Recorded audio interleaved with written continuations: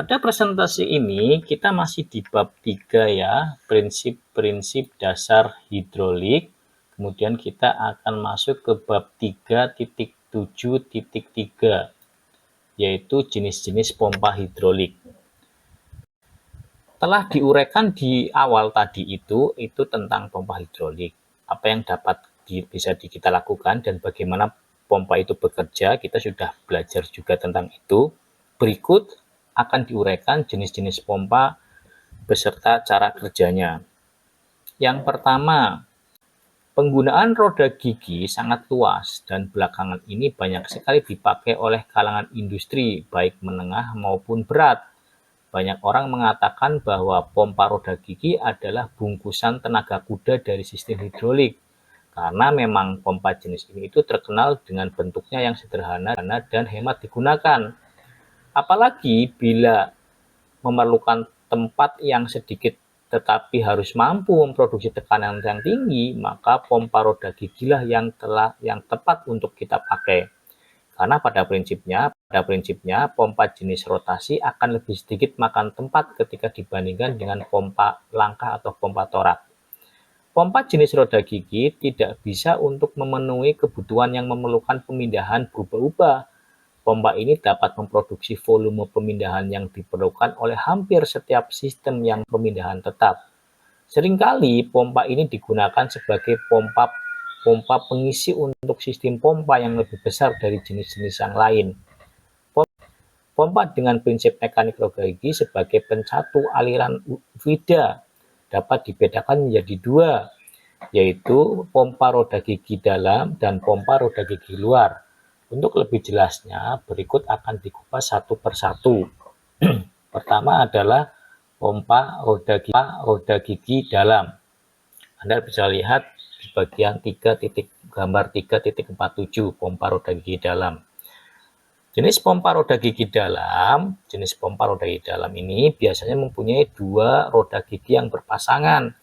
Profil gigi yang dipakai adalah profil gigi luar dan roda gigi kecil terletak di dalam roda gigi besar. Pasangan roda gigi harus berada pada satu sisi pada roda gigi yang lebih besar, dan pasangan yang kedua roda giginya terbagi pada sisi-sisi yang lain dengan pemisah berbentuk bulan sabit. Poros pemutar memutarkan roda gigi yang lebih besar. Kedua roda giginya berputar searah. Jenis pompa ini mempunyai rumah, yaitu satu ya, yang mana sepasang roda gigi berputar dengan ayunan aksial dan radial yang sangat kecil. Mulut pengisapan atau saluran masuk pompa dihubungkan ke tangki penampung oli, dan saluran keluar, saluran tekan dihubungkan ke sistem hidrolik. Roda gigi dalam digerakkan dalam arah seperti arah panah, kemudian memutar roda gigi pasangannya yang searah. Gerakan memutar menyebabkan roda gigi terpisah sehingga ruangan antar keduanya bebas. Tekanan negatif atau vakum disebabkan oleh ruang bebas ini dan tekanan atmosfer pada batas permukaan oli dalam tangki menyebabkan fluida tersebut bergerak tersedot dari tangki menuju pompa. Banyak orang pada umumnya menyebut isapan pompa. Fluida mengisi ruangan antara kedua roda gigi yang membentuk ruangan mendekati bentuk bulat. Selama gerakan putaran berlangsung, kemudian didorong menuju sisi tekan. Gigi-gigi yang ikut berputar di belakangnya menahan fluida, kemudian mendorongnya menuju sisi tekan. Demikian seterusnya.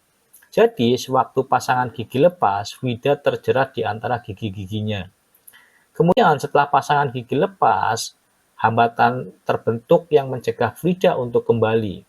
Aliran fluida yang terus-menerus menuju saluran tekan mendorong fluida sebelumnya ke dalam tangki, ke dalam rangkaian sistem.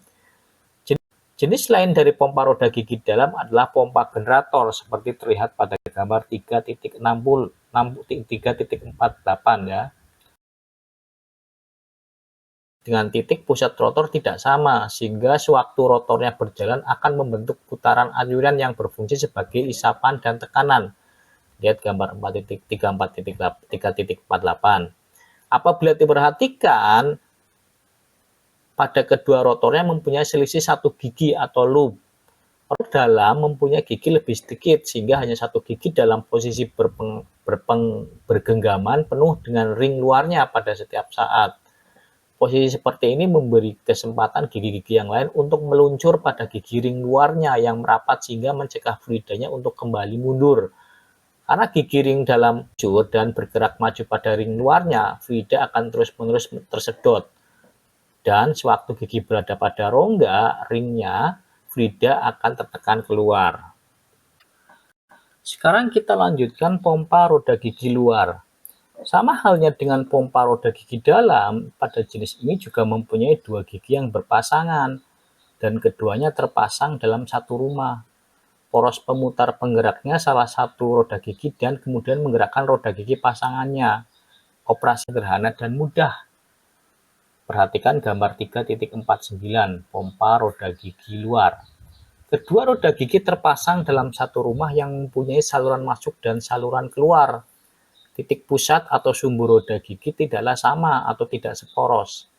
Kelonggaran yang terjadi pada kedua gigi terhadap rumahnya akan sangat mempengaruhi terhadap kebocoran maupun efisiensi. Sewaktu roda gigi penggerak berputar searah anak panah, maka gigi pasangannya akan berputar berlawanan. Dengan demikian, sejumlah oli yang berada pada sela-sela pasangan kedua gigi pada saluran masuk akan terlempar masuk dan terbawa oleh gigi itu menuju saluran keluar. Roda gigi terus berputar dan akhirnya fluida itu akan tertampung pada saluran keluar sehingga terdorong akan mengalir keluar.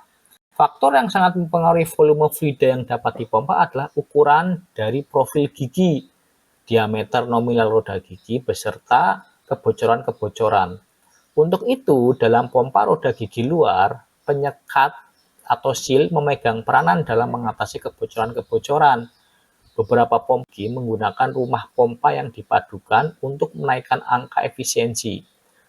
Paduan rumah pompa di sini dimaksudkan untuk memudahkan dalam pemasangan roda-roda giginya. Demikian pula penyekat yang berfungsi sebagai penahan atas kebocoran. Karena demikian, sudah jelas bahwa efisiensinya akan bertambah. Jarak antara diameter kepala roda gigi terhadap rumahnya juga akan mempengaruhi kebocoran. Sehingga besar ruang antara ini mempunyai harga-harga toleransi tertentu dan biasanya tergantung pada negara pembuat dan untuk apa pompa itu digunakan. Apabila toleransi ayunan terlalu besar, maka akan mengakibatkan kebocoran yang tinggi, gesekan rendah, tetapi sebaliknya apabila toleransi telah kecil, maka akan menimbulkan gesekan yang tinggi dan kebocoran yang sangat rendah. Kebanyakan ditemui dan direncanakan toleransi ayunan, arah aksial maupun radial roda pada kondisi jarak antara yang membentuk ruangan kecil dan terpasang tetap, sehingga kebocoran akan meningkat paralel dengan penambahan ausnya. Akibat kebocoran volume persatuan waktu, debit juga akan menurun. Hal ini juga sejalan dengan keausan yang timbul. Bantalan dua sisi roda gigi akan dipengaruhi oleh tekanan sistem. Oleh karena itu, akan menyebabkan derajat efisiensi yang tinggi, bebas pada tekanan dan kecepatannya. Pada jenis pompa ini akan dapat memindahkan volume fluida 3,5 sampai 100 cm3 per tekaran dan mampu memproduksi tekanan sampai 200